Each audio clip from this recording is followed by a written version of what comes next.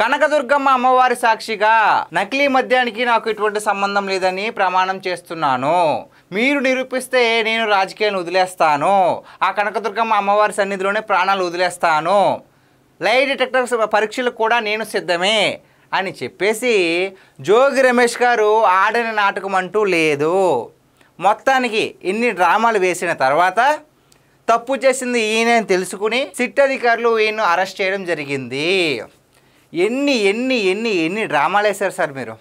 అసలు అద్దేపల్లి జనార్దన్ రావు అంటే ఎవరో అని తెలియదని ఒకసారి, కొంతసేపు ఏమో వాళ్ళ తాత మా తాత ఫ్రెండ్స్ అని ఒకసారి, ఒక్కొక్కసారి ఏమో అసలు మాకు సంబంధమే లేదని ఇంకొకసారి, అదేవిధంగా ఛాలెంజ్లు, మంగమ్మ శపథాలు, మీరు నిరూపిస్తే నేను రాజకీయాలు వదిలేస్తానన్నాడు, సిబిఎన్ గారిని లోకేష్ గారిని ఛాలెంజ్లు చేయడం, ఎన్ని చేశారు సార్ మీరు.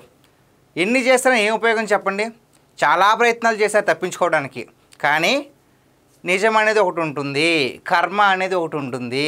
మీరు వేసిన డ్రామాలన్నీ ఎవరి దగ్గర ఆడారో తెలుసా?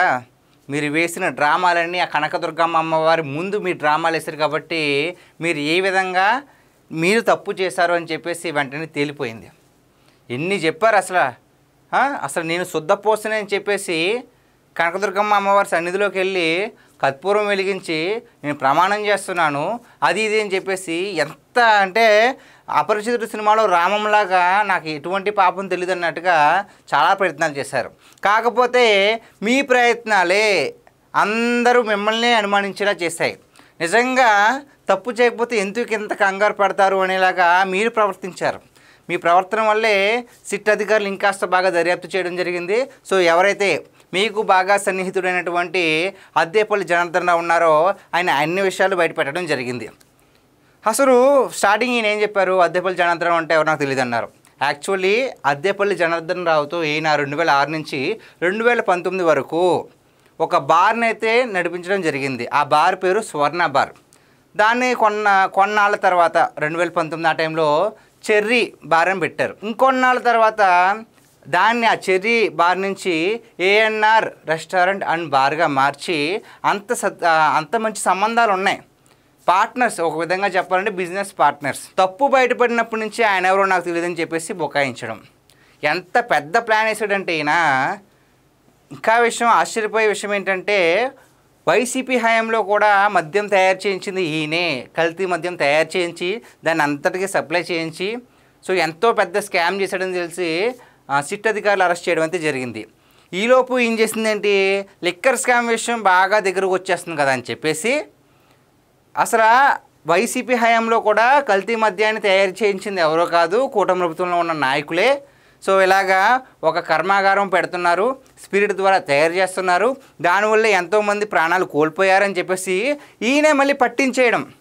ఎక్కడైతే ములకల చెరువు, అదేవిధంగా ఇబ్రహీంపట్నం ఉంది కదండి, సో ఆ 2 చోట్ల కదా ఈయన కనిపెట్టేసాడు, నేనే బయటకు తీసుకొచ్చాను అంటే కవర్ చేసుకోవడానికి. రేపొద్దున ఎవరైనా అడిగితే నేనే ఎందుకు బయట పెడతానని చెప్తారు కదా. సో ఆ విధంగా కూడా ఆయన చెప్పాడు. సో ఆ విధంగా కూటమి ప్రభుత్వం ఇది చేసింది అని చెప్పేసి పెద్ద ప్లాన్ వేశారు. కాకపోతే కర్మ అనేది ఒకటి ఉంటుందని చెప్పుకున్నాం కదా. ఆ కర్మ ఏం చేసింది, ఈయన పార్ట్నర్ అయినటువంటి అద్దేపల్లి జనార్దన్ రావు ఒక వీడియో తీసి మొత్తం చేయించింది ఎవరో కాదు ఈయనని చెప్పేసి మొత్తం డ్రామా అంతా కూడా కొలాప్స్ అయిపోయింది. సో అప్పటి నుంచి ఈయన చేయని ప్రమాణం లేదు, ఇంకా ఆడని డ్రామా లేదు. ప్రతి ఒక్కదాన్ని ఇంకా లింక్ చేసేయడమే.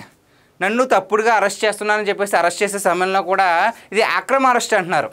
ఇంత అలాగ పక్కాగా సాక్ష్యాలు ఉన్నాయి కాబట్టి మిమ్మల్ని అరెస్ట్ చేశారు తప్ప అక్రమంగా అరెస్ట్ చేయాలని అనుకుని కూటమి ప్రభుత్వం అనుకుంటే కనుక మీరే కాదు వైసీపీలో చాలామంది పాటికి అరెస్ట్ అయిపోయి ఉండేవారు. కానీ కూటమి ప్రభుత్వం లా అండ్ ఆర్డర్ని పాటిస్తుంది, న్యాయపరంగానే వెళ్తుంది కాబట్టి ఇన్నాళ్ళు మీరు అరెస్ట్ అవ్వకుండా ఉన్నారు. అదే కనుక ముందుగానే కక్షపూరితంగా రాజకీయాలు చేయాలనుకుంటే మీరు ఈ ప్రమాణం చేయాల్సిన అవసరమే ఉండేది కాదు, ఎప్పుడో లోపల ఉండేవారు. చాలా కేసులు ఉన్నాయి మీ వైసీపీ వాళ్ళ మీద. సో ఈ విధంగా ఎన్నో డ్రామాలు వేసిన ఈయన ఎట్టకేలకు ఎక్సైజ్ అలాగే సిట్ అధికారులు అరెస్ట్ చేయడం జరిగింది. సో ఇంకా విచారణ అయితే బయటకు వస్తుంది, అసలు ఎవరు చేయించారు, మొత్తం కర్త కర్మ క్రియ ఈయనైనా లేకపోతే ఇంకెవరన్నా ఉన్నారని కూడా త్వరలోనే తెలిసిపోద్ది. సో గైస్, ఇది ఈరోజు మన వీడియో ముగించే ముందు ఒక్క మాట అని చెప్పాలనుకుంటున్నాను. మనం ఎన్ని చేసినా, ఎన్ని పాపాలు చేసినా, ఎంతమంది జీవితాలతో ఆడుకున్నా దేవుడిని మాత్రం దృష్టిలో పెట్టుకోకుండా విచ్చలవిడిగా రెచ్చిపోతే ప్రతి ఒక్కరికి ఈ జోగి రమేష్ దుస్థితే పడుతుంది. దయచేసి మీ కన్న తల్లిదండ్రులకు అదేవిధంగా దేవుడికి కాస్త భయం భక్తులతో ఉండండి. విచ్చలవిడిగా రెచ్చిపోతే మీ పరిస్థితి చాలా అధ్వాన్నంగా తయారవుతుంది. సో గైస్, ఇది ఈరోజు మన వీడియో. ఈ వీడియో పైన మీ విలువైన అభిప్రాయాన్ని కామెంట్ రూపంలో తెలియజేయండి. Thank you.